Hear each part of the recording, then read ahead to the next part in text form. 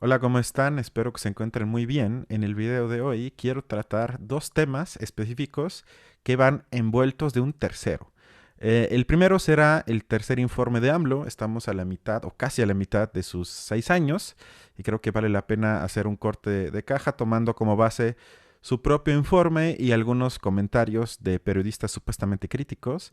Y el segundo tema será la visita tan polémico de algunos miembros del partido Vox de España al Senado mexicano.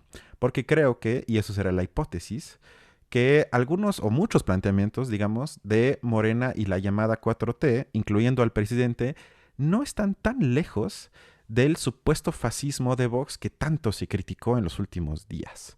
Pero vamos a ver si puedo comprobar esto que acabo de decir. Y como dije, el tema que va envuelto sobre los dos aspectos que quiero tematizar el día de hoy es lo que yo llamo una pobredumbre del periodismo supuestamente crítico en México. Desde mi punto de vista hay claramente una falta de análisis teórico y también falta de análisis de simples ideas y no se enfoca mucho en personas, pero bueno, esto ya espero que se irá viendo a lo largo del video. Iniciamos entonces con el tema uno, que son los 3 primeros años de López Obrador, y una mesa que se llevó a cabo en el espacio con Julio Hernández hace algunos días, en el que estaban presentes Sabina Berman y Lorenzo Meyer, que vale la pena mencionarlo, creo que se podrían identificar en el aspecto político de algo así como muy ampliamente entendido como izquierda. Escuchemos entonces y pongamos atención en, cabe decirlo, los delirios de Sabina Berman sobre cómo ella lee la gran 4T después de ya casi sus primeros 3 años. Escuchemos. El salario mínimo aumentó 3 veces en 3 años. Raramente los analistas de derecha hablan de esto, pues porque ellos tal vez no conocen personalmente a gente que gana el salario mínimo o 3 salarios mínimos o 5 salarios mínimos.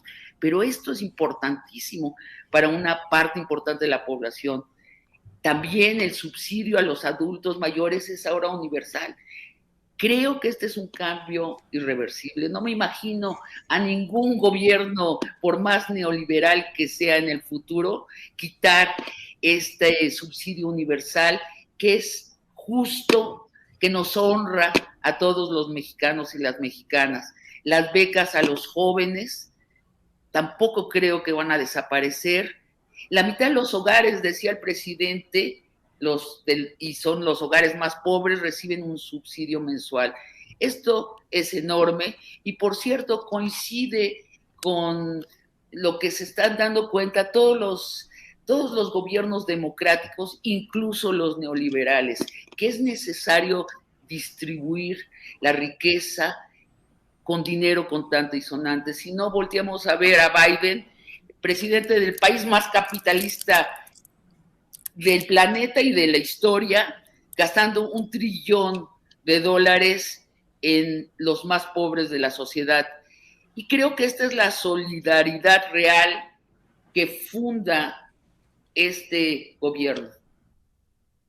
Atribuyo a que el presidente prometió sobre todo un cambio de narrativa. Eso es lo principal y lo más duradero que sí ha logrado su mandato, es un cambio irreversible, lo nombró él en el informe y es verdad. Salimos del neoliberalismo y sus falacias y nos movimos como conciencia nacional a una narrativa más solidaria, es decir, más de izquierda. Creo que hay un convencimiento en la mitad de la población de que no debemos volver al neoliberalismo y que vamos en el rumbo correcto hacia un proyecto de país más solidario y distinto. Como pudieron ver o y escuchar, ella le cuesta bastante encontrar puntos que justifiquen su narrativa. Pero vamos a ver, primero ella festeja que nos honra, es decir, habla de dignidad humana, subsidios del gobierno de AMLO que yo desde luego aplaudo. Sin embargo, estamos hablando para poner en el contexto de montos de entre 40 y 60 dólares mensuales, que como ustedes saben, sobre todo en espacios urbanos, no alcanza para prácticamente nada. Ahora me dirán ustedes, ¿es mejor que nada? Sin duda. ¿Hay que festejarlo? No creo. Me parece hasta cínico festejarlo, sobre todo que ella dice que los analistas de derecha no conocen gente que vive de salarios mínimos, pues yo creo que Sabina tampoco se puede imaginar vivir de $50 al mes. Pero sería un experimento interesante y si ella lo logra y dice que con eso se puede tener una vida, o comprueba más bien que con eso se puede tener una vida honrada, yo no dije nada.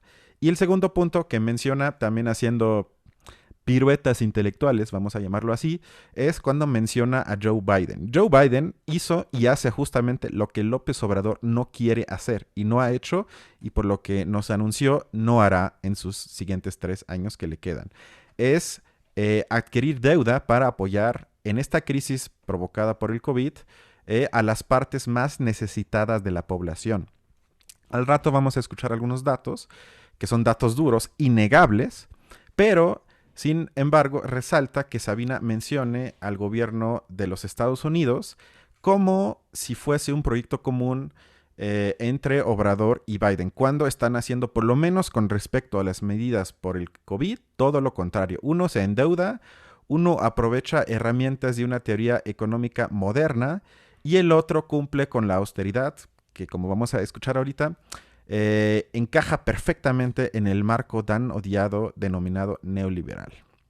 Bueno, vamos a avanzar. El segundo punto que se me podrá echar en contra de los logros de AMLO es su supuesta alta popularidad. Pero bueno, pongamos en contexto. Muestran que López Obrador mantiene una aprobación del 62% de la población ya en su tercer año de gobierno. Yo quisiera saber cómo interpretan ustedes estos datos y por qué. Yo creo que lo primero que hay que subrayar es que, de hecho, su cifra de aprobación es menor a la que tenía Calderón a estas alturas del sexenio. Es decir, no es inusual, está un poquito arriba de la que tenía Fox. Es decir, es normal, digamos, que esta es la fase buena de los sexenios, lo que típicamente empieza a descomponerse desde aquí para adelante conforme se va acercando la sucesión y los presidentes se van quedando más solos. Ok, Calderón tenía al mismo tiempo 65% de aprobación, es decir, 3% más que Obrador, y Fox tenía 3% menos, es decir, 59%. En otras palabras, no estamos viendo en ese rubro nada extraordinario. Ok, ya vimos que hasta los propios fans que se asumen como intelectuales de izquierda les cuesta justificar por qué ven un cambio transformador en México. Pero al mismo tiempo tenemos una aprobación, eso es cierto, bastante alta del presidente. ¿Cómo podemos entonces entender un supuesto cambio del marco neoliberal? Y para eso sirve, porque Sabina habló varias veces de que ya se acabó la época neoliberal, pero ¿qué es? Que eso es a lo que yo me refería con pobreza analítica y teórica, que nunca se toman el mínimo trabajo y la mínima preocupación para primero decir, ok, esto es lo que yo entiendo bajo el concepto de neoliberal y con base en eso afirmo que por esto, el gobierno de Obrador se está saliendo de ese marco. Ok, demos un paso para atrás entonces. Y para esto voy a leer 2 citas breves de un libro que les recomiendo mucho de Quinn Slobodian que se llama Los globalistas, para quizás un poco comprender por qué desde mi punto de vista estamos con el gobierno de AMLO más inmersos en la ideología neoliberal que antes, o por lo menos igual. La revista neoliberal más importante, de 2006 estamos hablando, aclaraba que los fundadores del movimiento neoliberal añadieron la sílaba neo porque aceptaban la necesidad de establecer el papel del Estado de una manera más clara y más diferenciada. Entre otras cosas, prestar una mayor atención al marco jurídico institucional, en vez de creer en la utopía de que el mercado opera con independencia de la intervención humana. Los neoliberales han apuntado a las condiciones extraeconómicas que posibilitan un sistema económico libre. Esto quiere decir que los neoliberales y la ideología neoliberal no plantea menos Estado y más mercado, sino plantea más Estado que proteja al mercado. Esto es importante, lo vamos a ver en unos minutos. Y la segunda cita, que creo que pone el clavo sobre lo que acabo de leer, es la siguiente, mismo libro. El imaginario de la Escuela de Ginebra, que junto con la Escuela Austriaca cuenta como las 2 corrientes económicas intelectuales fundadoras de las ideas neoliberales, el imaginario de la Escuela de Ginebra se basaba en una concepción de algo que Hayek observó por primera vez en el imperio de los Habsburgo, el modelo de lo que llamó un gobierno doble, uno cultural y uno económico. Los neoliberales de la Escuela de Ginebra no proponían ni la destrucción de la política por parte de la economía, ni la disolución de los estados en un mercado mundial, sino un acuerdo entre ambos que estuviera estructurado y regulado con esmero. Esto ojalá les recuerde algo que menciona mucho nuestro presidente cuando habla de que su gobierno se propone separar el poder político del poder económico. Como si eso se pudiese y como si eso automáticamente significara que entonces ya no estamos en un marco neoliberal. Lo que propone Slobodian es todo lo contrario, que los neoliberales planteaban una protección del mercado por parte del Estado, perdón, y por ende una separación de facto, es decir, que los políticos y la política y sobre todo el marco democrático no pudiese intervenir en decisiones del mercado. Pero para eso se requiere un Estado fuerte que proteja al mercado. Entonces, creo que con eso por lo menos queda un poquito claro lo que es neoliberal y por qué me parece tan pobre el análisis. Hasta ahorita hemos escuchado nada más a Sabina Berman, pero vamos a oír a otros supuestamente super periodistas que no se hacen la tarea de revisar brevemente qué es neoliberal y con base en eso hacen sus juicios. Esto nos lleva a una parte muy específica del informe de López Obrador que tiene que ver con una frase que también tuvo un revuelo en los medios, que fue "tengan para que aprendan". Esa frase que es la que está irrumpiendo en los titulares de varios portales. Tengan para que aprendan, les dice a los tecnócratas neoliberales, y lo dice luego de enumerar una serie de récords en materia económica que él plantea. ¿Crees de veras que los tecnócratas neoliberales deben aprender del manejo económico, del político que ha sido López Obrador? Resulta que en el manejo de la economía, más allá de las opiniones que se tenga sobre la conducta, el comportamiento político del presidente, pues ha sido muy ortodoxo, y parte de los logros que hoy expone, pues sí, con ese triunfalismo que tienen todos los presidentes, son perfectamente verificables y pienso que irrebatibles. Sí, yo creo que la parte macroeconómica de las finanzas públicas, difícilmente hay algo que reprocharle en el manejo austero, incluso diría conservador, que el presidente ha hecho. Y en ello convirtió él el centro de su mensaje, me parece, en este tercer informe de gobierno.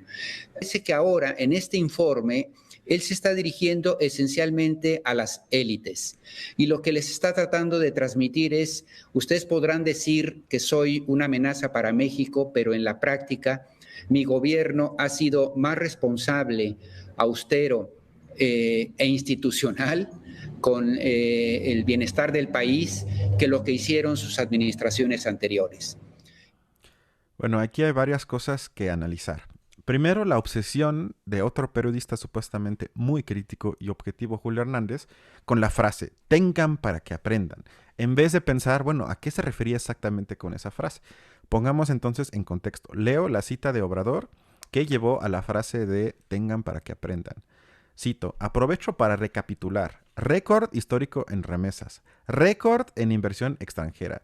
Récord histórico en no devaluación del peso. Récord histórico en no incremento de deuda. Récord histórico en aumento del índice de la Bolsa de Valores. Récord histórico en las reservas del Banco de México". Entonces, prácticamente podemos decir: tengan para que aprendan, porque soy mejor neoliberal que ustedes y cumplo a cabalidad con el consenso de Washington. Nada más un poquito meterse en el análisis teórico y ya le queda claro a uno que este gobierno, en la parte más importante, que es la estructura económica, es más neoliberal o igual de neoliberal que por lo menos los gobiernos anteriores desde Carlos Salinas.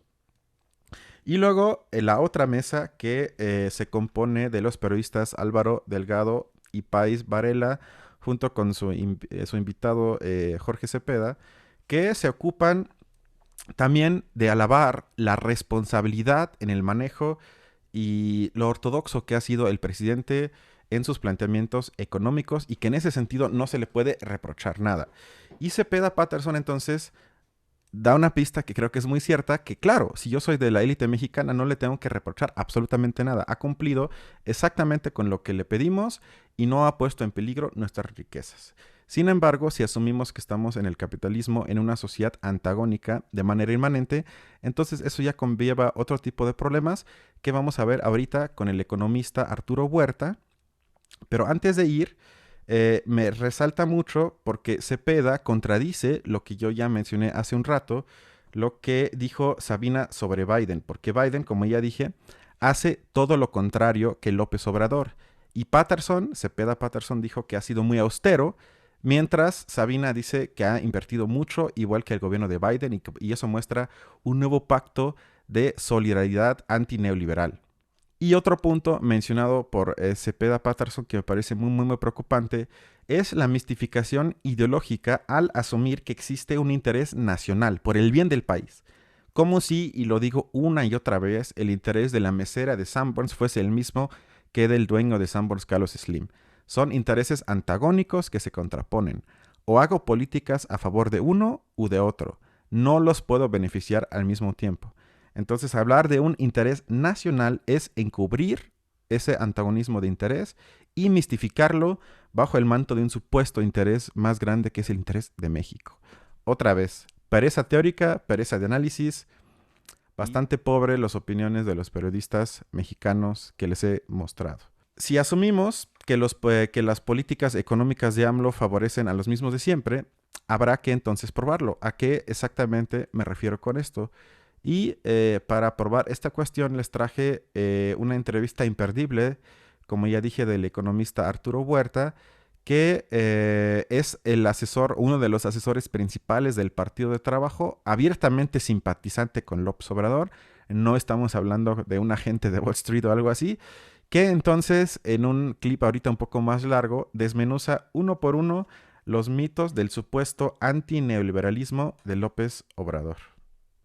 Efectivamente, el presidente ha tenido un discurso en contra de las políticas neoliberales, tratando de hacer creer a sus seguidores que está en contra del neoliberalismo, pero todas sus políticas se inscriben dentro del contexto de las políticas neoliberales de más mercado y menos Estado.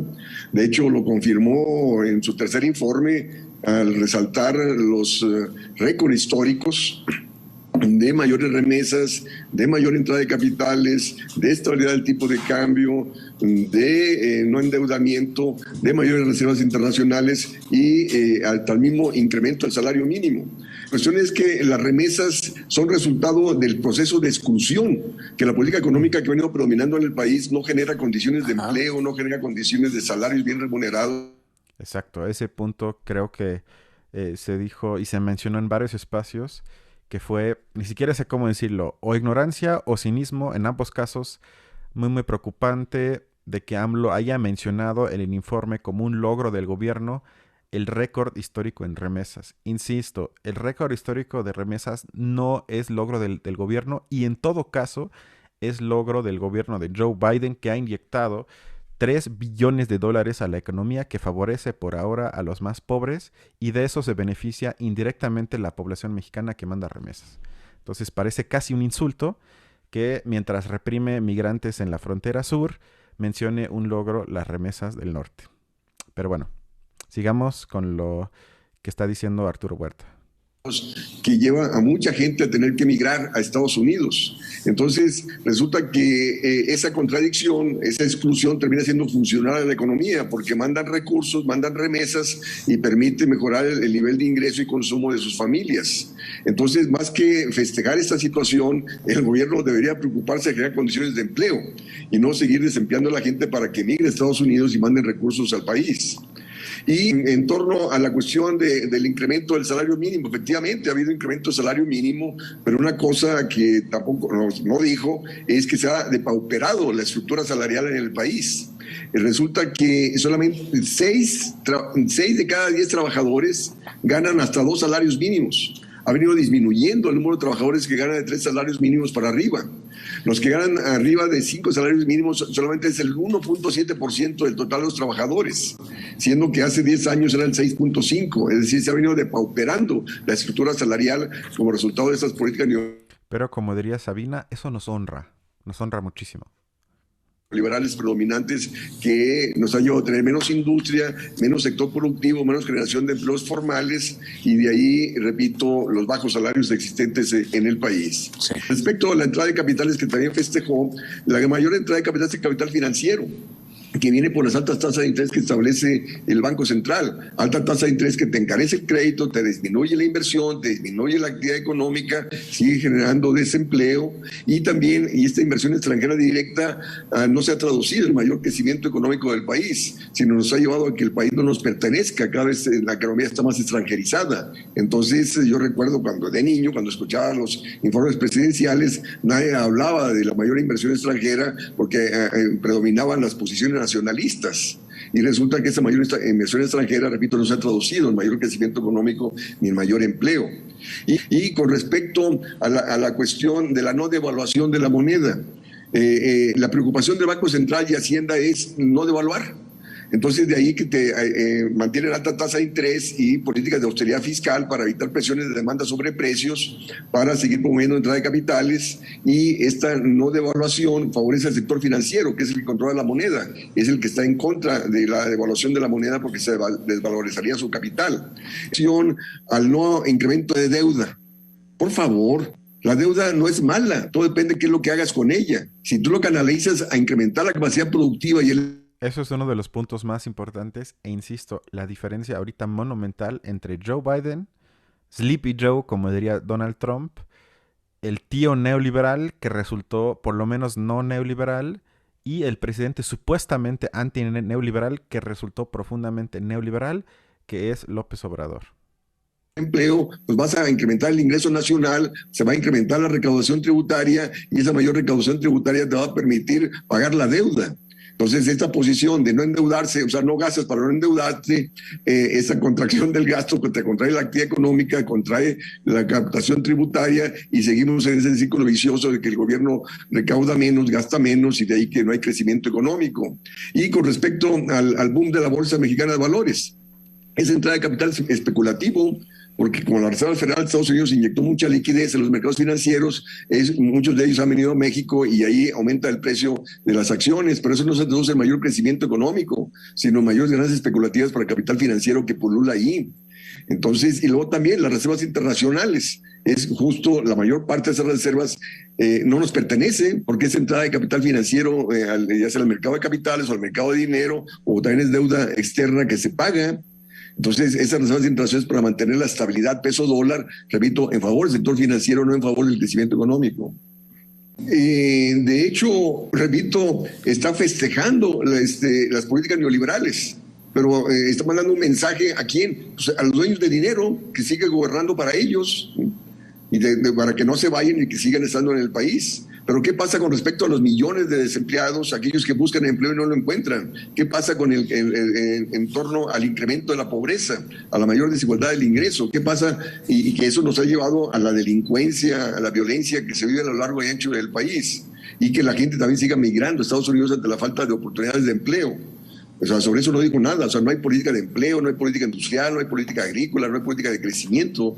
O sea, no se puede mantener las mismas políticas económicas causantes o sea, si yo voté por él, si mucha gente votamos por él, fue esperando un cambio de política económica en favor del sector productivo, en favor de la generación de empleo, y no estamos viendo nada de eso. Sigue la misma política económica causante de los problemas. Él siempre decía cuando estaba en campaña, es la política neoliberal la causante de los problemas que enfrentamos, pero sigue con esa misma política neoliberal y festinando, repito, el avance de la bolsa. Recuerdo que el mismo discurso que tenía Fox, a México le va bien porque el peso está estable y porque a la bolsa le va bien. Por favor, eso favorece al sector financiero, no al sector productivo, no a los trabajadores, no a los desempleados. Por favor. Pero Sabina y Cepeda Patterson dirían que no hay que reprocharle nada a AMLO, ya que la gente vive un cambio verdadero en la narrativa. no en los hechos, pero en la narrativa. Entonces, como la gente se alimenta de narrativas, podemos estar tranquilos. Pero bueno, después de esta entrevista bastante perturbadora, por lo menos para mí, porque pone, creo que en contradicción todas las políticas, por lo menos a nivel económico del gobierno de AMLO con respecto a sus planteamientos supuestamente contra neoliberales, que es mejor regresar a la triste realidad del periodismo mexicano, y uno de sus máximos exponentes, Julio Hernández, al que le pareció muchísimo más importante hacer un periodismo que en Estados Unidos le llaman horse race, es decir, carrera de caballos, que se enfoca en chismes de palacio, en chismes del gabinete, en metáforas deportivas de quién va ganando, quién le hizo gol a quién es de qué equipo, cómo van las cosas, etcétera, etcétera, y que se enfoca en todo menos en las ideas, los proyectos o algún tipo de análisis teórico. Y vamos a ver entonces la pregunta que le hace a Lorenzo Meyer, que ejemplifica justo ese tipo de periodismo que acabo de describir. ¿Qué pasa rumbo a este segundo y último trienio del presidente López Obrador? Sale la secretaria de Gobernación, entra gente de toda su confianza como es Adán Augusto López Hernández, renuncia, aunque no se sabe si ya fue aceptada, pero ya es un reguero de este tema en los medios de comunicación, renuncia su poderoso e influyente consejero jurídico Julio Scherer. Ricardo Monreal pareciera estar bajo fuego amigo, con la versión de que cada vez tiene menos relación con Palacio Nacional y que podría estar en camino de perder su poder como coordinador legislativo en el Senado. En fin, ¿cómo ves este tema? Se habla de nuevos nombramientos y cambios en el gabinete presidencial, se habla como especulación. ¿Qué piensas que debe hacer un presidente como López Obrador en esta coyuntura? ¿Atrincherarse con los propios, hacer más alianzas con otros grupos? ¿Hacia dónde crees que debe ir? Y bueno, después de esta lamentable parte de la pregunta de Julio Hernández, la respuesta de Lorenzo Meyer me representa por completo. Es una pregunta y es un tema político que ya sé que es importantísimo, Julio, pero en el cual... Nótese su sarcasmo. Quizás hasta por razones psicológicas, no me meto. Lo veo como la pequeña política. Está fulano, no está perengano, tuvo tales puestos, conoció a Andrés Manuel en tal circunstancia. Exacto. Pequeña política para lamentablemente pequeños periodistas. Pero afortunadamente sí hay periodistas verdaderos en México. Y particularmente debo resaltar una vez más el trabajo que hizo con respecto al informe de Obrador, Carmen Aristegui, que ella sí dijo lo que no se dijo en el informe y cumplió entonces con el trabajo periodístico. Lamentablemente por derechos de autor únicamente puedo pasarles el audio, si no me bloquean el video, pero escuchemos lo que dijo Carmen con respecto a las ausencias en el informe del presidente. Están los récords que presume y que muestra pues con amplitud como indicadores de que la estrategia económica está funcionando. En los faltantes del mensaje, desde luego está, como tú lo acabas de mencionar, varios puntos, destacadamente la pobreza. No hubo una mención abierta, franca y con un planteamiento de qué hacemos con esto respecto al último informe de Coneval, por ejemplo. Este informe de Coneval, que es muy importante porque nos está hablando precisamente del crecimiento de la pobreza en México, según las propias cifras de las que hace algunas semanas se presentó amplia información al respecto. Estamos hablando de que personas en situación de pobreza, pues los datos hablan de un incremento de 3.8 millones de personas, comparado esto con el registro de 2018, según la información del Consejo Nacional de Evaluación de la Política de Desarrollo Social. Y bueno, pues esta medición multidimensional de la pobreza en México 2018-2020, pues nos muestra cómo cómo este tema se ha incrementado. La revisión que se puede hacer de este documento nos habla de que en 2018 había 51.9 millones de personas en situación de pobreza y bueno, pues esto se ha incrementado a 55.7. Estamos hablando de un incremento de millones de personas en condición de pobreza. En el punto específico de la pobreza extrema, pues el dato no comentado, no presentado en el informe, y debió haberlo presentado sin duda el presidente de la República. El tema de la pobreza extrema registró un aumento de 2.1 millones, así que el número de personas en pobreza extrema subió de 8.7 a 10.8 millones de pobres en circunstancia extrema. Son los puntos donde no cabe el tengan para que aprendan, porque ahí es el punto donde más dolorosa ha sido la afectación con motivo de lo que está pasando en materia económica, social y de pobreza en este caso. Pero bueno, digo, dentro de las cosas que se tienen que destacar lamentablemente de los números, de los datos, de la realidad mexicana está, digo, el tema de la pobreza, digo, el tema del número de fallecimientos en México. En torno a este tema, pues no nos inventamos las cifras. El INEGI ha dado a conocer también apenas hace algunos... Que aquí les puse la gráfica, que también me parece uno de los puntos más escandalosos y desatendidos de los supuestos periodistas, que tiene que ver con el exceso de mortalidad desde que comenzó la pandemia en México. Aquí estamos viendo la gráfica de este año y estamos viendo un comparativo en el promedio de fallecimientos en los primeros 3 meses de cada año desde 1990. Y si ustedes ven, las líneas son más o menos estables. Hay un leve incremento, es correcto, pero hay un pico brutal en la pandemia, lo cual quiere decir que hay un exceso de mortalidad. E insisto, eso ya no son datos que se pueden interpretar si de veras fue, si es cierto o no, sino esos son actas de defunción. Ojo, esto no quiere decir que se haya comprobado que todos los excesos de muertos, sean muertos por COVID. Sin embargo, ¿qué otra causa explicaría ese pico brutal que ustedes pueden ver en la gráfica? Estamos hablando de que nada más en los primeros 3 meses de este año murieron, comparado con el promedio del año anterior, 165,000 personas más. Si multiplicamos eso por los 3 cuartiles que faltan, llegamos a un número de más de 500,000 de muertos en exceso, y sobre todo que ya presentó el INEGI hace algunos meses el exceso de mortalidad del último año, que también fue un pico brutal, y que ningún periodista otra vez, o casi ninguno, excepto Carmen sí lo hizo, pero es la única, por lo menos de la que yo me he enterado, de revisar un poco los datos, insisto, del INEGI. No son datos del PAN, del PRI, de Fox, del Imperio, sino datos del INEGI que demuestran que el manejo de la pandemia en México ha sido un verdadero desastre. Y para rematar, el 90% de las muertes hasta ahorita por COVID comprobadas han sido de gente que no gana más que 3 salarios mínimos, es decir, gente pobre. Primero los pobres, quizás se podría leer que AMLO nos advirtió que primero se iban a morir los pobres. Pero, insisto, es lamentable que esto no haya sido un tema principal en los periódicos, en los programas de los supuestos periodistas, sino que simplemente uno tenga que escarbar en la página de Aristegui para encontrar la gráfica y el programa, o los programas, porque han sido varios, en los que ella hablaba de eso.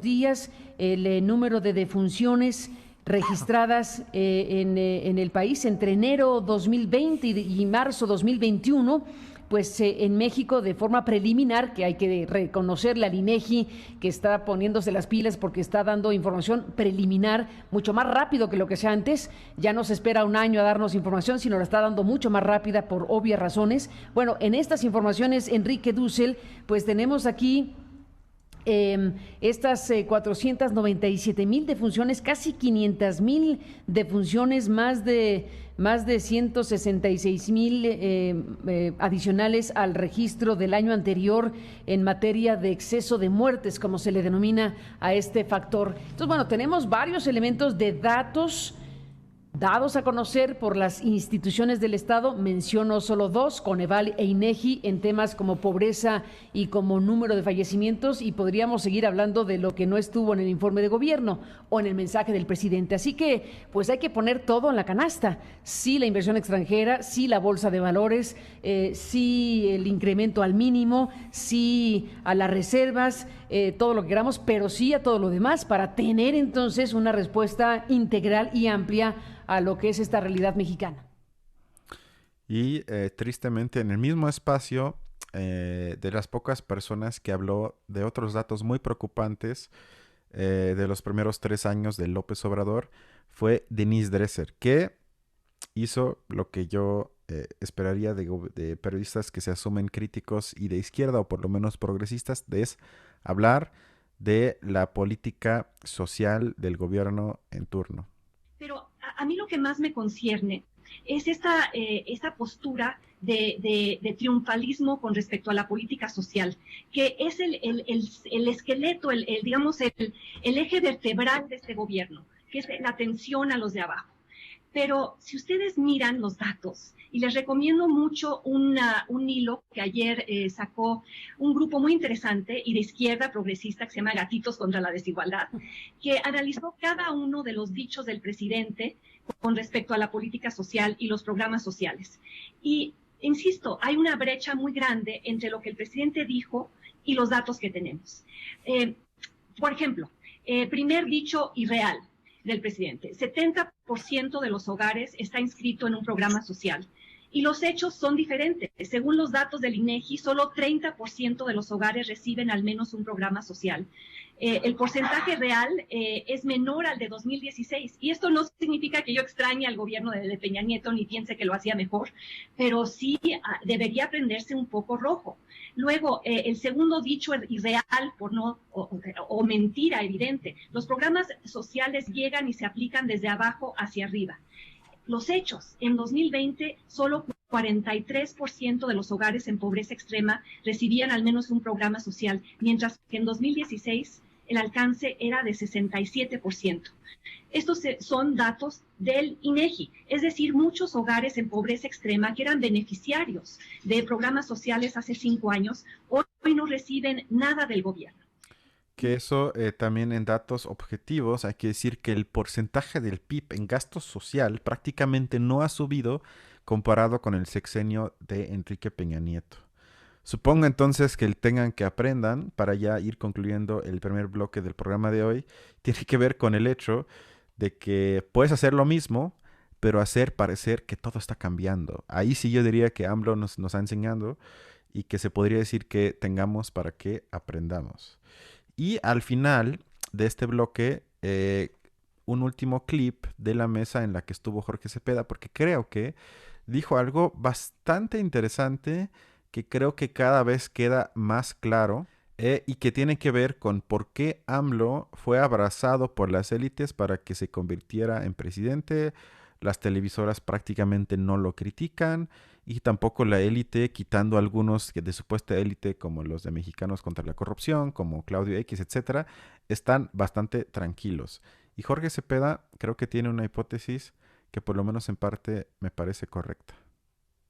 Yo diría que el mayor aporte que está haciendo López Obrador, no lo dijo hoy en su informe, y es el de conjurar el riesgo de la inestabilidad política que ha traído el hecho de que represente las necesidades de toda esta población que de otra manera estaría estallando ya en rabia y desesperanza, ¿no?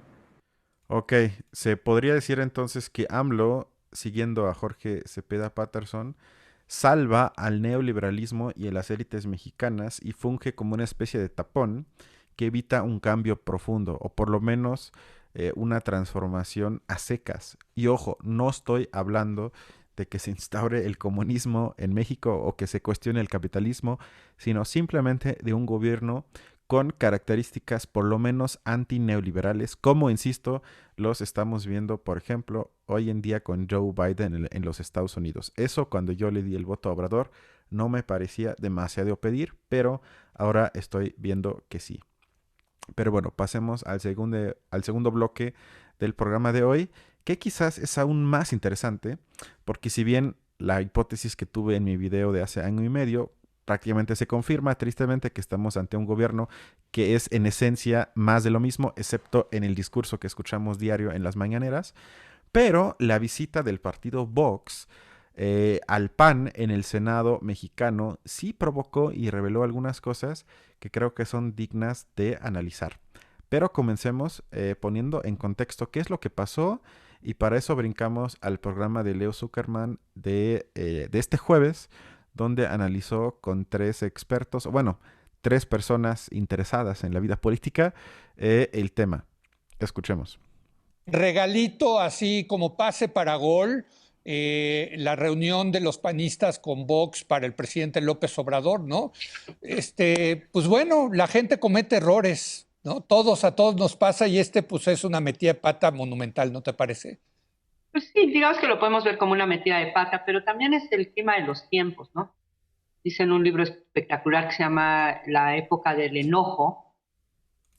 Que eso de la metida de pata es, yo diría, la lectura general, o por lo menos la lectura dominante que se ha dado en los espacios de los medios mexicanos sobre la visita del partido Vox, insisto, a México. Y ahorita vamos a cuestionar si de veras fue una metida de pata, o si también si también es posible verlo desde otra perspectiva, o quizás hasta perspectivas. Y escuchemos ahorita a Blanca Heredia, que habla un poco sobre cuál es su hipótesis, que no comparto, pero que por lo menos trata de ir de más allá de la simple metida de pata. Pankaj Mishra, que es un intelectual indio, estamos viviendo la era del enojo y del resentimiento de dos grupos. Perdonen el mal audio, pero eso se televisa. No, fue imposible salvarlo. Fundamentalmente en el mundo, al menos digamos en Occidente, y también alcanza esto a India, que es el resentimiento y el enojo en contra de los efectos de la globalización por parte de todos los que se sintieron excluidos. Y también el enojo y el resentimiento de aquellos que vieron amenazada su condición de cierto predominio cultural y social por el avance de las libertades de las últimas épocas, en particular del avance de las libertades a las minorías. El caso emblemático son los hombres blancos en Estados Unidos, que se sienten profundamente amenazados por el crecimiento de los derechos de las mujeres, de los grupos con diferentes tipos de sexualidades, de los negros y demás. Y creo que estamos inmersos, y ahí me parece que valdría la pena, o les propongo, en parte leamos este encuentro. Puede ser un error, pero también puede haber alguna parte de Acción Nacional que piense que sea estratégico hacerlo, porque hay un grupo importante de mexicanos, no creo que son mayoritarios para nada, pero sí es un grupo muy vocal, digamos clases medias altas, clases altas, que se sienten profundamente asustadas por Andrés Manuel López Obrador, y que se sienten justamente vulneradas en lugares de alguna manera similares a estos que han desatado estos resentimientos en grupos antes dominantes. Este es el caso, al menos en términos culturales, no sabemos si los ha tocado en otro sentido, si los ha tocado la parte de impuestos, pero sí se sienten claramente soslayados vis-a-vis la centralidad que tenían en el pasado. Y les asusta mucho pero Blanca, eso, no les gusta. Blanca, asustados, es que eso es lo que me llama la atención. Yo puedo entender que muchos se sientan asustados por el estilo de López Obrador, por las políticas públicas de López Obrador, pero asustarlos con el petate del muerto, de que viene el comunismo, ahí viene el coco del comunismo, ahí sí ya me parece delirante, Blanca, ¿no? Pareciera delirante, pero también si uno se... Esto que dice Leo Zuckerman, ténganlo presente porque es muy importante, porque sin duda es un disparate argumentar que Obrador es comunista. Nada más alejado que eso. Sin embargo, no es un disparate si lo vemos en el contexto de la nueva derecha al que vamos a entrar en unos instantes. Retrotrae hace algunos años a Brasil, hubiera pensado uno que era absolutamente delirante pensar en la posibilidad de que alguien como Jair Bolsonaro gobernara Brasil. Entonces, simplemente digo que hay un cierto caldo de cultivo, que me pregunto si no Acción Nacional y alguna parte de Acción Nacional está pensando apostarle a eso, porque lo que está claro es que la oposición le está apostando, tienen cero propuesta en plan positivo, digamos, a lo que están haciendo es ver cómo medran del descontento de ciertos sectores sociales con Andrés Manuel. Y bueno, esta postura de la analista por lo menos trata de explicar algunas de las causas de la creciente ola de populismo de derecha o llamada extrema derecha. Ahorita vamos a ver cómo le podríamos llamar a eso. Y menciona entonces, desde mi punto de vista, una lectura un poco más posmoderna que no comparto, porque en pocas palabras dijo que hay gente que perdió privilegios, que en Estados Unidos se le llama white trash, basura blanca, que son principalmente hombres que se sienten amenazados por las mujeres que ahora ya están empoderadas, entonces están enojados y votan entonces por gente como Trump.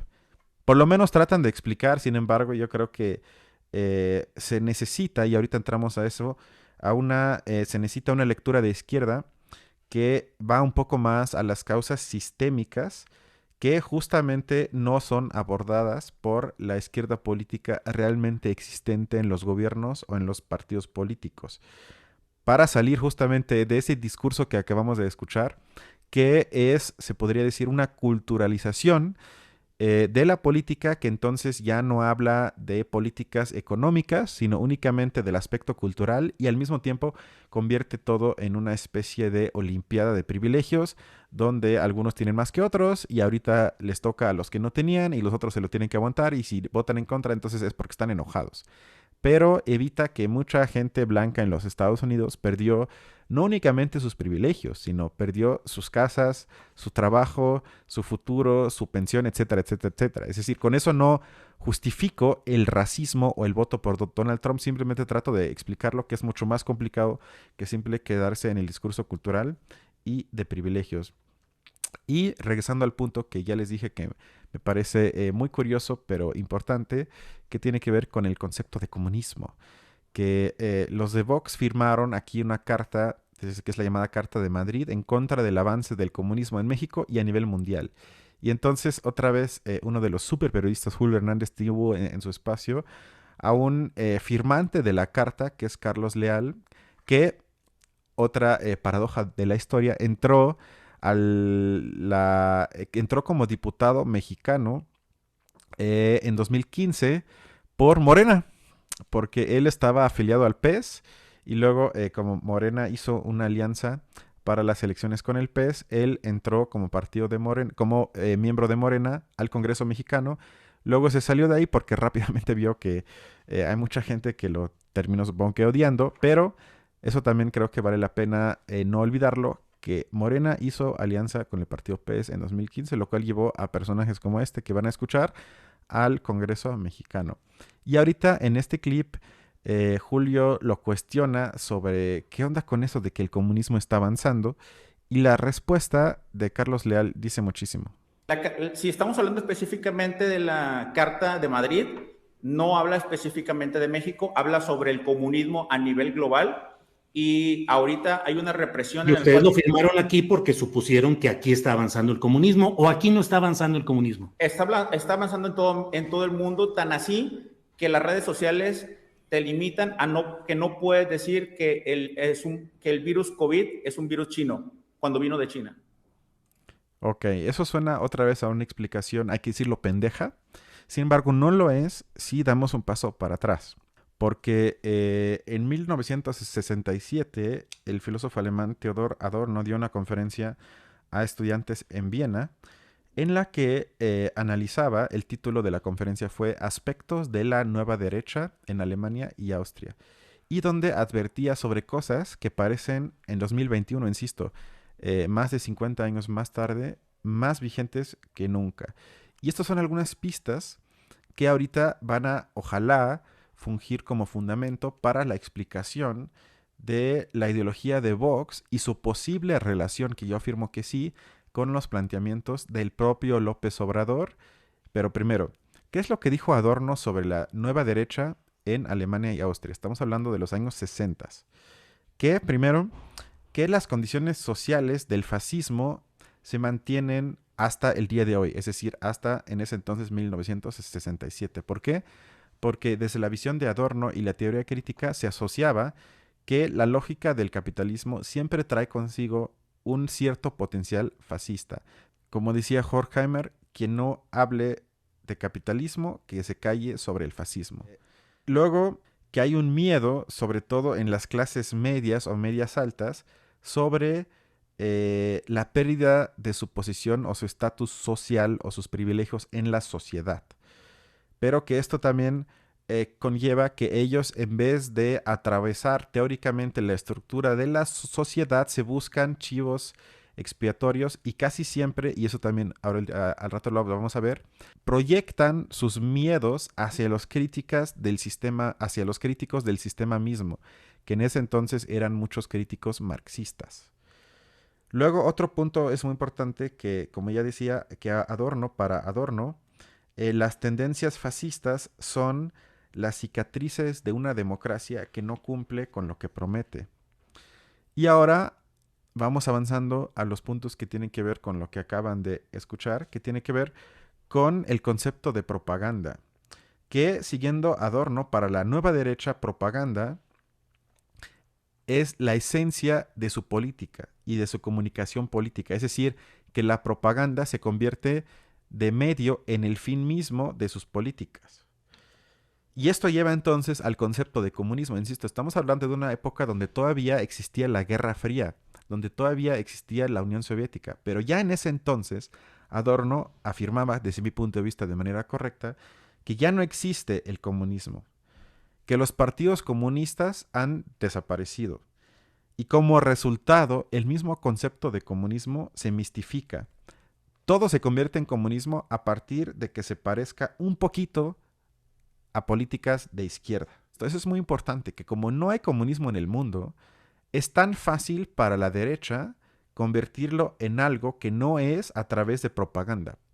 Porque ya todo es comunismo, como lo oímos hace unos minutos con Gustavo Leal, más bien con Carlos Leal, perdón, que afirmaba con Julio Hernández que el simple hecho de que hay algunas limitaciones en expresiones en las redes ya es prueba de que el comunismo va avanzando. No tiene nada que ver, pero ya va en el sentido de lo que nos advirtió Adorno sobre la nueva derecha hace más de 50 años.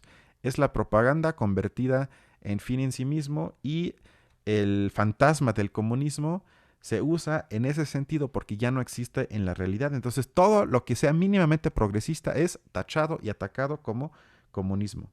Luego, y eso también es un punto muy, muy, muy importante, es que parte de la ideología de la nueva derecha es una constante agitación, una constante transgresión, un constante rompimiento con lo políticamente correcto, con expresar lo que supuestamente no se puede expresar.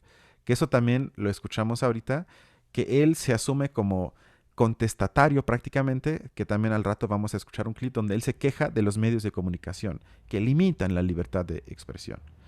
Y el problema es que entonces en las expresiones de la nueva derecha, las partes verdaderas, que a veces del análisis y las críticas al sistema existente son ciertas, se ponen al servicio de la ideología falsa. Entonces tenemos discursos con verdades a medias, que eso lo hace tan difícil desmenuzar las partes del análisis o de la crítica que pueden ser verdaderas, pero que se usan y se ponen al servicio de la ideología falsa, que es la ideología de extrema derecha o quizás del fascismo. Y entonces lo último que nos advierte Adorno es que la propaganda se usa como herramienta sociopsicológica para manipular a las masas. E insisto, este es un texto de hace más de 50 años y ya tiene muchas pistas que yo creo que vale la pena tomar en cuenta para este análisis. Antes de entrar ya de lleno a analizar qué es Vox, otra vez un paso para atrás para también mencionar, porque creo que es necesario, las tendencias de derecha dentro de Morena. Y tenemos un par de datos también que quiero poner sobre la mesa. Sí. Una alianza con el Partido Encuentro Social también al inicio. Claro. Y ese como pragmatismo electoral de Morena para las elecciones.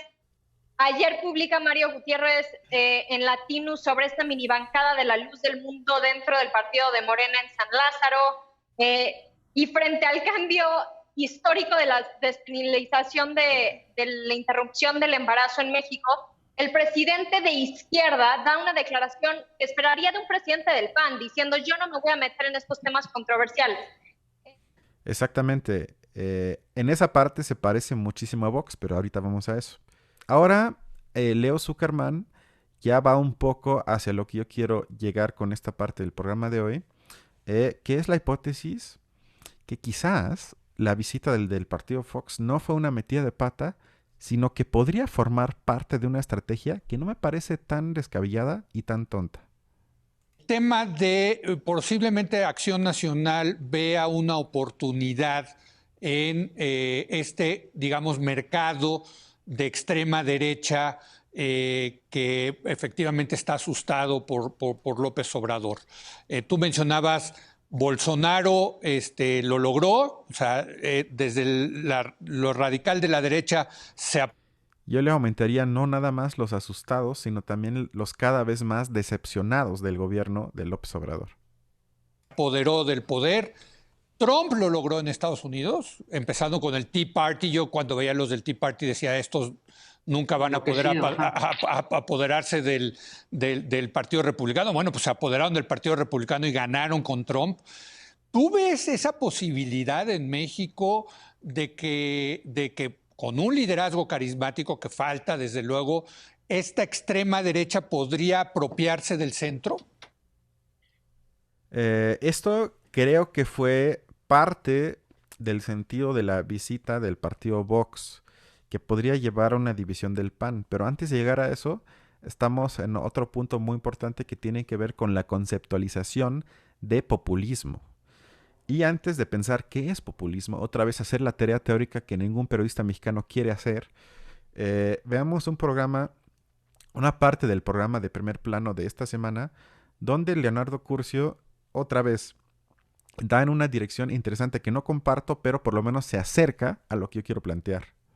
Hay que recordar que Vox, como expresión de la extrema derecha española, hoy pesa más o menos el 15% de intención de voto. Es una reacción directa a los extremos que la izquierda española tomó en los últimos años. Pienso en el ascenso de Podemos, que parecía más una izquierda latinoamericana que propiamente una socialdemocracia, y las tendencias separatistas en Cataluña y otras comunidades autónomas. Lo que hizo esa izquierda hipersimplificadora fue generar las condiciones para que la derecha hipersimplificadora regresara y dijera, señores, si ustedes dicen barbaridades y defienden regímenes totalitarios y autoritarios, pues nosotros fuera máscaras y también lo hacemos. Yo esta idea de que la moderación en un sistema político es un tema fundamental, la rescato. Y siento que a partir de esta experiencia protofascista del PAN, muchos partidos se lo pensarán, y yo espero que la izquierda entienda que defender dictaduras inadmisibles o ciertas tesis sí va llevando a que su temida contraparte, la extrema derecha, vaya avanzando en el firmamento político. Lo que hace Curcio ya es un poco más interesante, porque él ya conecta a los populismos de izquierda, concretamente a Podemos, con Vox y con el cada vez más creciente potencial de extrema derecha a nivel mundial.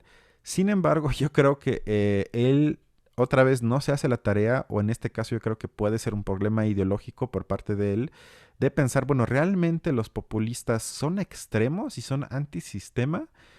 Y al respecto escuchemos a el analista Crespo para luego definir qué es populismo. Cuando se pasa a un lado de extrema izquierda, de pronto, en la medida en que no cumplan, etcétera, se va al lado extremo. Un poco Trump, en el caso de Estados Unidos, desde luego Brasil, que recordemos la bienvenida que se le dio generalmente a la llegada de Lula, la izquierda, etcétera. Bueno, después de un tiempo, ahora tenemos a Bolsonaro. Ok, entonces Curcio y Crespo, desde mi punto de vista, están equivocados por lo siguiente. Cito entonces de dos libros. El primero es de Jan Werner Müller, que tiene un libro que se llama ¿Qué es populismo?, donde define a esto de la siguiente manera, cito: mi propuesta es que el populismo es una peculiar imaginación moralista de la política, una forma de percibir al mundo político que sitúa a un pueblo moralmente puro y totalmente unido, pero ficticio al fin y al cabo, ahí está la mistificación ideológica, como sostendré más adelante, en contra de las élites consideradas corruptas o moralmente inferiores de alguna forma.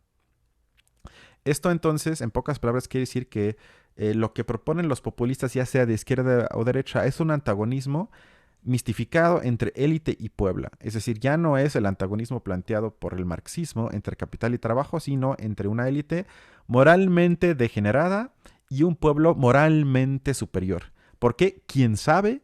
Ahí estamos otra vez en el rollo de Sabina Berman, de que nos honra, de que nos gusta, de que etcétera, cualquier cosa, nada que realmente valga la pena.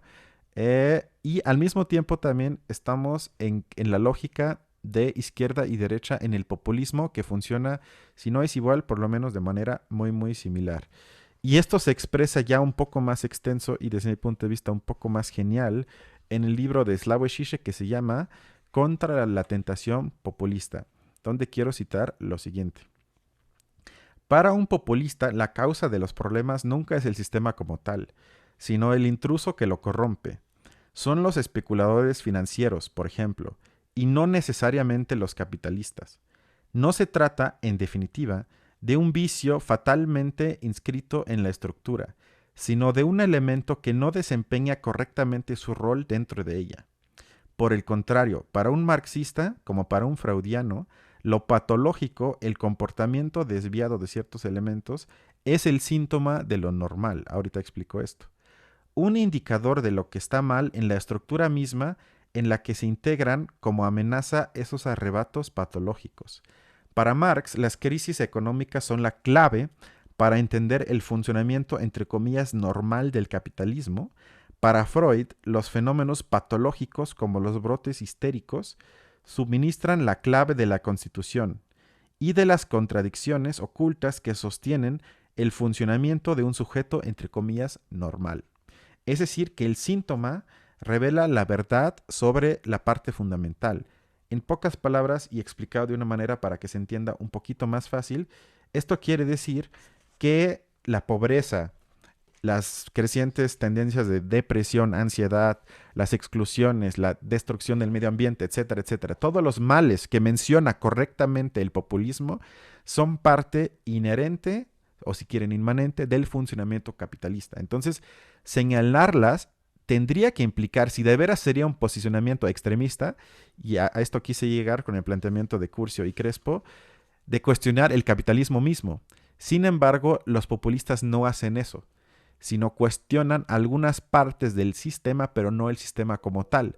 Por ende, son, yo le llamaría pseudo extremistas o rebeldes conformistas, porque no se plantean cambiar el sistema mismo, sino se enfocan en las patologías, en los síntomas y piensan que se pueden combatir esos síntomas mientras se mantiene todo lo demás igual.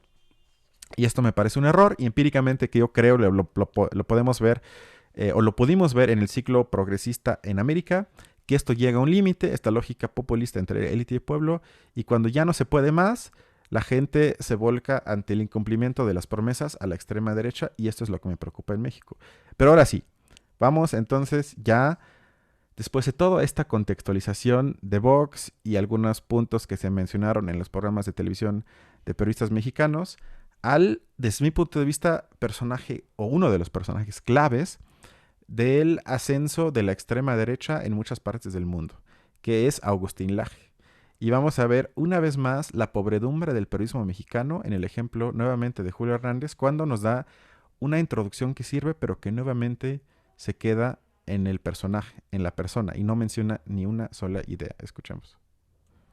Agustín Laje, que no se le ha puesto la suficiente atención a este personaje, Agustín Laje, digamos que es el segundo en importancia luego del propio Santiago Abascal. Agustín Laje es argentino, ha escrito y es un ideólogo de la ultraderecha continental, latinoamericana específicamente. Es un hombre con mucho reconocimiento en estos grupos de ultraderecha. Es decir, es un peso pesado dentro del análisis, la discusión y las propuestas en la derecha y la ultraderecha. Bueno, dice Agustín Laje, insisto, segundo personaje en importancia de todo este zipizape de Vox y Santiago Abascal en el Senado. Dice, el motivo real del despido de Cristian Camacho es la visita de Vox puso en evidencia que gran parte del PAN son solo izquierdistas infiltrados que no representan a sus bases. Pero no quedó ahí el señalamiento de Agustín Laje. Dijo, tuiteó, La dirigencia del PAN se vive a copa. Ojalá periodismo fuera más que leer tweets de personas y luego leerlos en tu programa. Pero bueno, quizás soy demasiado rancio yo. Hablando a las agendas y retóricas de las izquierdas. Y las bases del partido se están despertando ahora mismo. Se acaba de abrir la puerta para pensar en un nuevo partido de derechas de verdad, como en Argentina, España, Chile, Brasil. A eso le temen. ¿Sabes? O sea, acusa a Laje, el ideólogo de la ultraderecha latinoamericana, de que el PAN se acopla a las agendas y a las retóricas de las izquierdas, y que lo que tienen miedo es de que se cree un nuevo partido de derechas de verdad. Ahora estamos en el punto clave. Nuevamente Julio Hernández cumplió con darnos el contexto, pero otra vez se quedó únicamente en el personaje. No nos contó absolutamente ninguna idea de Agustín Laje y de esta supuestamente extrema derecha. Pero para esto entramos ahorita en una entrevista que dio el propio Agustín Laje. Ya se habló tanto de él, vamos a escucharlo. Y es un video revelador que espero que se sienten, porque se van a tener que hacer la pregunta si ustedes mismos quizás son parte de esta nueva derecha. Vamos a escuchar lo que para Agustín Laje, uno de los ideólogos más importantes de la nueva derecha a nivel mundial, con más de 1 millón de seguidores en su canal de YouTube, dice y cómo define la corriente de la nueva derecha. La nueva derecha tiene que, de alguna forma, tener esto siempre en mente, que no es cierto en todos los casos que el dato mata relato. No sé si vos has escuchado este eslogan, muy clásico, dato mata relato. Yo digo, bueno, sí, suena lindo, rima, pero no siempre es así. La política no solamente es logos, o sea, no solamente es razón. La política también es patos, o sea, también es pasión. De hecho, la política suele ser más pasión que razón. Entonces, si la derecha no apela a, digamos, la pasión en la gente, la pasión, por ejemplo, por los hijos, el Estado te está estatizando a tus hijos, por ejemplo. Si no apela a la pasión por la vida, queremos defender la vida del ser humano desde el vientre materno, por ejemplo. Si no apela a la épica de la libertad, yo no quiero ser reducido a un esclavo que pague impuestos para que después roben la casta política, que siempre además son los mismos. Primer punto entonces, la nueva derecha prefiere la pasión sobre la razón, lo cual lleva entonces a delirios apasionados sobre, por ejemplo, el concepto de libertad, el aborto, como vamos a oír ahorita, y también, por ejemplo, sobre el cubrebocas. Es decir, le dan mucho espacio a la pasión en contra de logos, como dijo, en contra de la razón. Primer punto, vamos a seguir escuchando. Nueva derecha, en comparación con la vieja derecha, debe ser, número uno, revolucionaria, porque en este sentido, cuando me dicen a mí, bueno, vos sos un conservador, y yo digo, y según como lo veas, pues, ¿qué se supone que yo quiero conservar? Yo no quiero conservar demasiadas cosas, al revés, yo quiero cambiar muchas otras. La nueva derecha llamativamente es revolucionaria, quiere generar una revolución que modifique radicalmente el cuadro político, social y económico de nuestros países. La nueva derecha es antiimperialista, cosa que vos fíjate, revolución y antiimperialismo generalmente lo pensamos como la izquierda de los años 60 y 70. Bueno, la nueva derecha denuncia el globalismo, que es una forma de imperialismo. Entonces, la nueva derecha denuncia, por ejemplo, la injerencia de la ONU en nuestros países, que ha venido bajando agendas abortistas en toda América Latina en los últimos años, al Banco Mundial, que ha bajado créditos a cambio de agendas de género. En Argentina ha metido recientemente $200 millones para adoctrinar a niños en agendas LGBT, por ejemplo. Digo, esa nueva derecha se rebela contra ese imperialismo globalista, se rebela contra la casta política, en ese sentido es muy antipolítica, pero a la vez trae una nueva política. Es una nueva derecha irreverente, políticamente incorrecta, no le importa ser antipática. Yo creo que la nueva derecha no tiene que tener esas formitas típicas de Macri, Piñera, Duque, tipos impecables, ¿no? Siempre impecables, siendo amables con todo el mundo. La nueva derecha es Bolsonaro, es Trump y es Abascal en el caso de España, sin lugar a dudas. Entonces, esa nueva derecha es irreverente, dice las cosas sin pelos en la lengua, le gusta a quien le guste. Sin pelos en la lengua, eso me recuerda a un programa de YouTube de unos de los youtuberos más famosos obradoristas, que también siempre dice, aquí es un espacio sin pelos en la lengua. Híjole, quizás es un espacio fascista y no nos hemos dado cuenta. Pero Recapitulemos, y esto es muy, muy, muy importante. La nueva derecha se asume como revolucionaria, antielitista, antiimperialista, antiglobalista, irreverente, políticamente incorrecta, practicando esta, como ya dije, transgresión constante del espacio público, de todo el tiempo estar provocando, de crear tensión, de crear imágenes como la foto de Vox en el Senado mexicano, de todo el tiempo incomodar a la supuesta izquierda para que siempre hable de lo terrible que son, y con eso ellos quieren moldear, en el sentido de Gramsci, el sentido común. Insisto, revolucionaria, antielitista, antiimperialista, antiglobalista, políticamente incorrecta. No se me ocurren muchos miembros de Morena o del gobierno que dirían no a cualquiera de estos conceptos que acabo de mencionar. Insisto, Julio Hernández, Álvaro Delgado, Páez Varela, ¿en dónde están ustedes? ¿Por qué no escuchan una entrevista de Agustín Laje y luego con base en eso se preguntan que quizás tenemos un gobierno que se parece mucho más a Vox y tiene poco que ver con lo antineoliberal que tanto estamos asumiendo? Pero bueno, sigamos porque esto no termina. La vieja derecha dice, bueno, no, yo también quiero ser feminista, yo también, déjenme ser parte del club, pero somos de los feministas buenos. Por ejemplo, Macri, Piñera, Duque, somos de los feministas buenos, o mucha gente, por ejemplo, del fujimorismo en Perú, ¿no? O el PAN en México, que después terminó aliado con el PRD. No, somos de los buenos, somos feministas, pero somos buenos. La nueva derecha dice, pero quédense ustedes con ese club, yo soy antifeminista, me importa un bledo, y ahí se da después con que hay un montón de gente que está cansadísima de toda esta lógica feminazi que hoy estamos viviendo en todos nuestros países, y entonces dice, no, yo voy a apoyar a este tipo que tiene los huevos para decir esto. O por ejemplo, vamos a poner otro caso, la vieja derecha no se anima a bajarse los salarios, no se anima a hacer antipolítica. En cambio, la nueva derecha, lo primero que debería hacer, si tiene un poquito de poder, debería ser, vamos a recortar el salario de la casta política significativamente por... ¿A qué le recuerda eso? Austeridad a la casta política porque ya no le pueden robar tanto al pueblo. Porque no podemos seguir esquilmando al pueblo de esta manera mientras el pueblo se muere de hambre pagando impuestos. La nueva derecha además tiene que ser antielitista. La nueva derecha tiene que tener un sentimiento muy popular. Tiene que saber qué es lo que piensa, qué es lo que quiere, qué es lo que le gusta a las clases más populares. Algo que la derecha, finalmente, un punto más, pues son muchos puntos, hay mucho acá para hablar. Yo diría, es una nueva derecha que tiene que animarse a hablar de pueblo. Nos han dicho que hablar de pueblo es populista. Hablar de pueblo. Otra vez me suena muchísimo. No sé, ¿a ustedes? Nos hemos comido el verso, el humo, nos hemos comido la mentira de que hablar de pueblo es algo de la izquierda, es algo populista. No, el pueblo, viene con la palabra democracia. ¿Qué es la democracia? Demos es el pueblo, kratia es poder. Entonces digo, una derecha que no sepa hablar de pueblo es una derecha que no tiene voluntad de poder, así de simple. Entonces, esta nueva derecha no tiene que hablar de la diversidad y todo ese humo progre, como le gusta a la vieja derecha. Tiene que hablar de pueblo, vamos a representar ese pueblo, a esa mayoría silenciosa que no aparece en los medios de comunicación.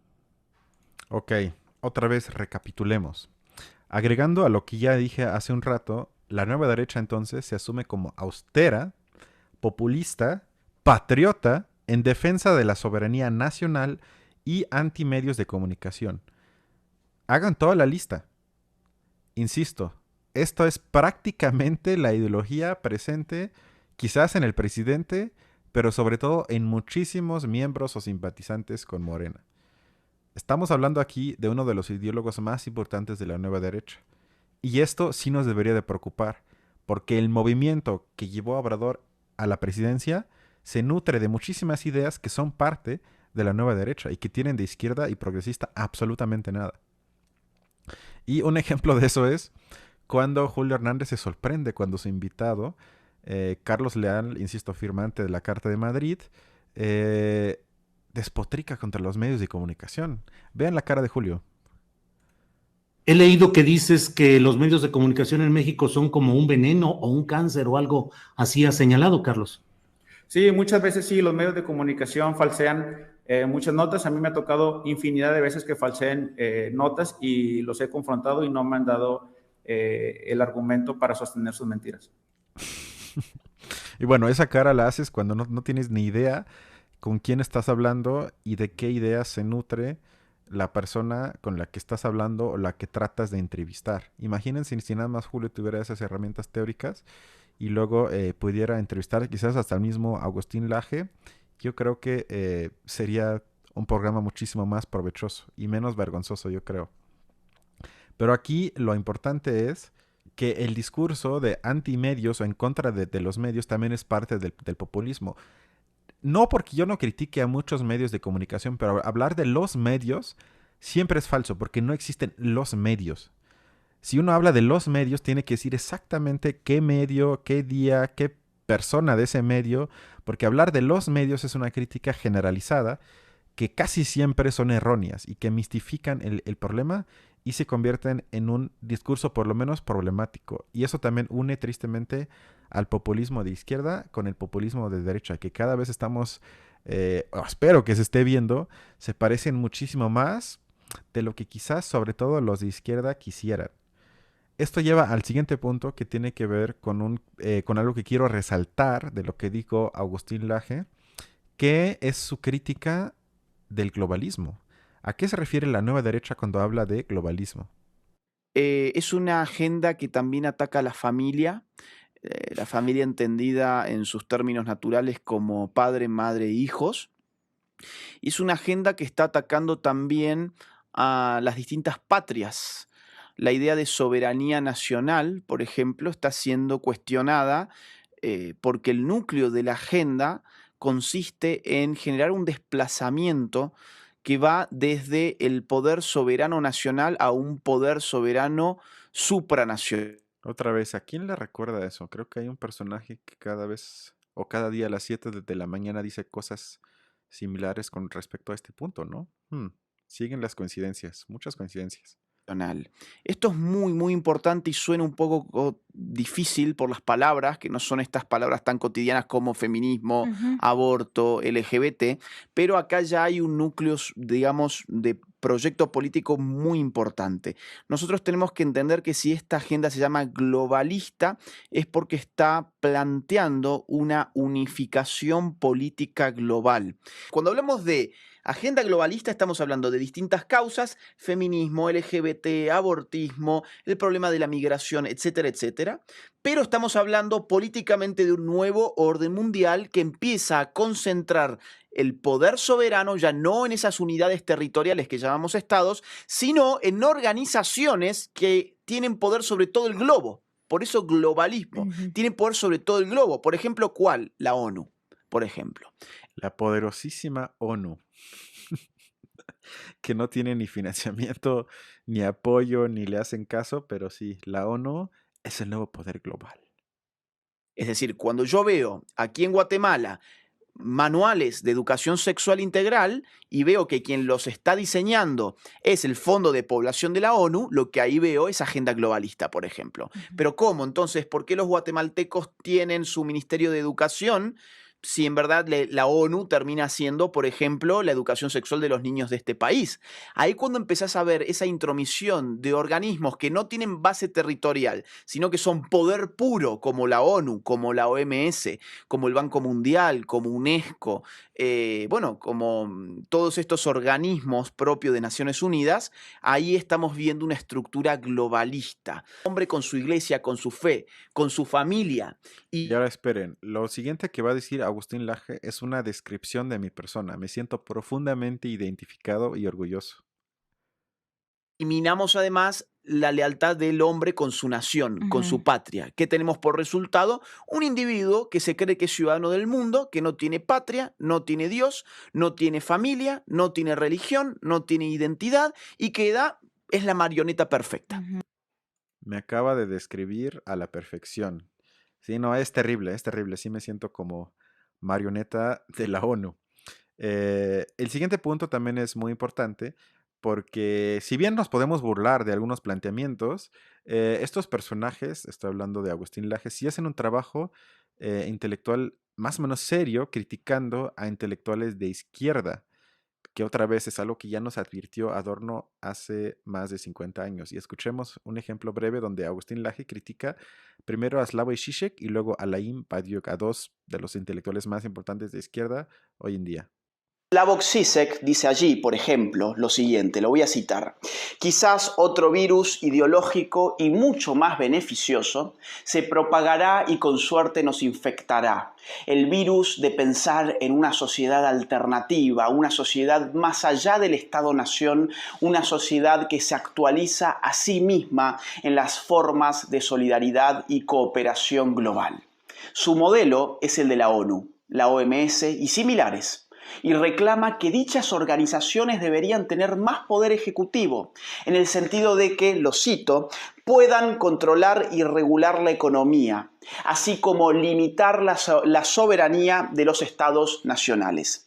Alain Badiou, por sumar otro ejemplo, también concibe allí la necesidad de estructuras políticas por encima del Estado, controladas por los comunistas, obviamente. Lo voy a citar.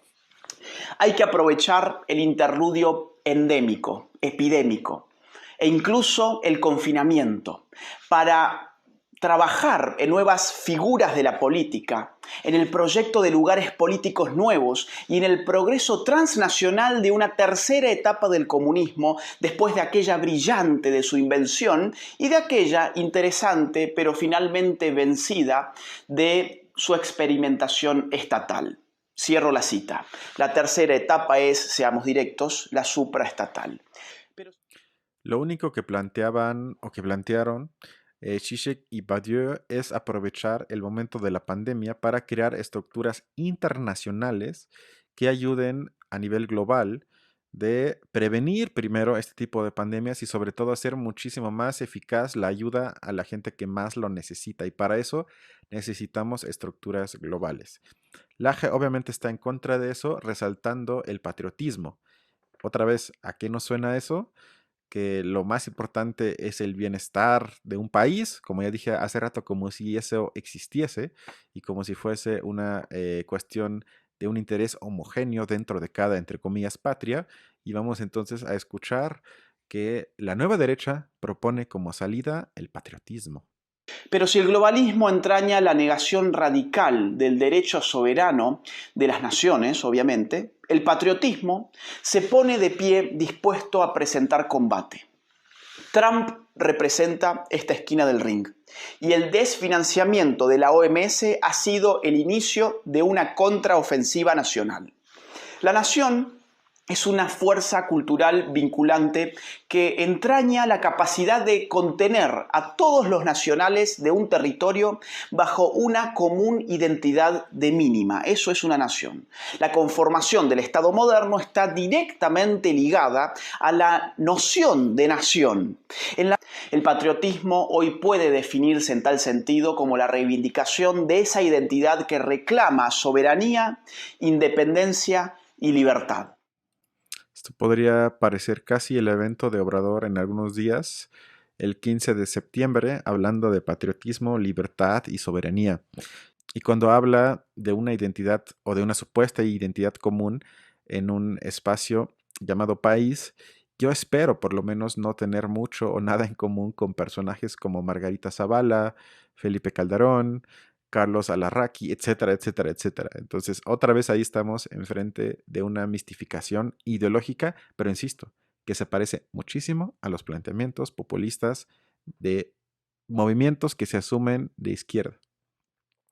Y vamos a terminar este programa para no deprimirnos o aburrirlos más con un breve clip de López Obrador, donde muestra una vez más que está mucho más cerca de Agustín Laje y la nueva derecha de lo que seguramente él mismo se da cuenta, y tan lejos de la izquierda que tanto anhelamos en México. Durante el periodo neoliberal, entre otras cosas, como querían que nos olvidáramos de la historia, era el fin de la historia para ellos. Se dejó de hablar de la patria. Se pensaba que era anacrónico. Palabras, términos, conceptos como patria, como soberanía, eran anacronismos, era sinónimo de atraso. ¿Para qué hablar de la patria? En un mundo globalizado.